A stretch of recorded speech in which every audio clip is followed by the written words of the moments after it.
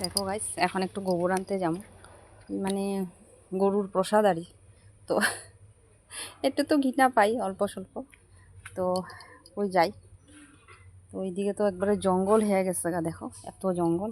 তখন গোবর আনতে যেতেছি, চলো।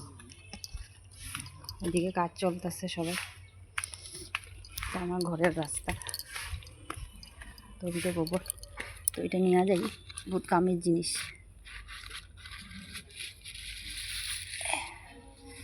এই যে প্রসাদ গোমাতা।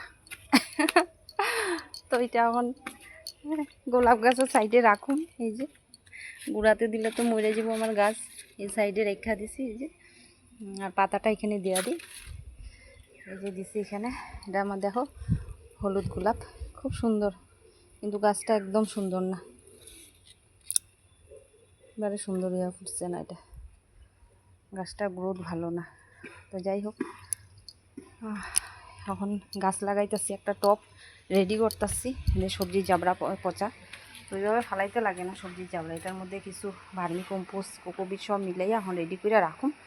তো এখন রাখছি, অনেক কাজ। এখন আবার স্নান করে ঠাকুর টুকুর দেওয়া। দেখো আমার বাগানের কিছু তোমাদের দেখাই, এটি টাইম লাগে। এটা দেখো, এই গাছটাও কালকে আনছি, এখনও কালকে লাগাই দিছি এটারে। আর এই মরিচ গাছটা দেখো এখনও লাগাইছি না, এই যে আরেকটা, এটি সব পাতাবাহার। তো এই যে অনেক অনেক গাছ, এত গাছের মেনটেন করা প্রচুর টাইমের দরকার। তো আজকে কিছু গেন্দা গাছ লাগামু, আর কিছু গেন্দা গাছে কিছু কাশি গেন্দার চারা করব। ঠিক আছে, রাখছি, টাটা। আর এখন ভিডিও করতে পারুম না তোমাদেরকে একটু, আর আমার যখন গেন্দা ফুল ফুটবো তোমাদেরকে বাগানটা দেখাম। প্রচুর ফুল গাছ, মানুষ একজন, ফুল গাছ প্রচুর। তো রাখছি, টাটা, বাই।